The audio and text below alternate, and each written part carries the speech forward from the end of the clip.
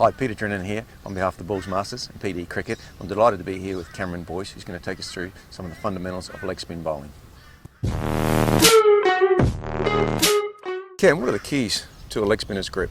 So basically for me, I just like to keep it as simple as possible. So you just run this finger down here, pretty much straight down the seam. The other two, preference-wise, you can either have it a real loose grip or a real tight grip. What I mean by that is, for me, I'm out in the end of my fingers, so generally it's a pretty loose grip. Some other guys feel a little bit more comfortable and go more in the palm of their hand, and that's more of a tight grip. But you can pretty much go about it two ways. So traditional leggies grip, as I said, finger straight down the seam. That gives you the ability to get drift with the ball. Or you can go the other way, hold your finger across the seam. Obviously then you're bowling the ball cross seam, which you might get a little bit of natural variation, but you won't get any drift doing that way. Ken, we've talked about the basic leg spinner's grip, but at what point should a young leg spinner play around with maybe different variations?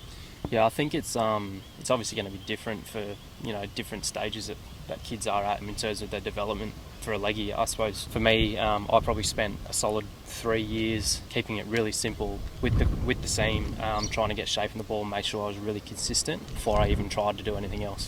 Bowling's made up really three parts. You've got the approach, you've got the gather, and then the completion. Can you give us your thoughts on a good approach for a young leg spinner? Yeah, for me, it's just about keeping it really simple. So I don't have a massive run up. That'll change depending on how comfortable you feel, but the key thing is to make sure that everything is going straight towards the target. You don't want to come in at any sort of crazy angles or anything like that. Just want a nice straight fluent run up through the crease and you'll be away.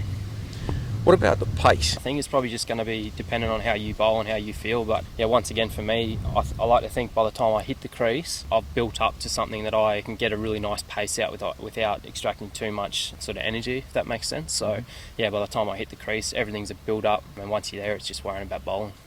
Ken, we've just been talking about the approach or the run-up, now the gather, or the action. You'll hear me say a few times now about keeping it really simple. It's the exact same for the gather. So I just have a couple of key steps that I do. Bowls my right leg and my front arm. So everything that I do with my front arm drives everything that I do with the rest of my body. So in the video I'll show you that. It's left arm, right leg, up and over, and then away you go.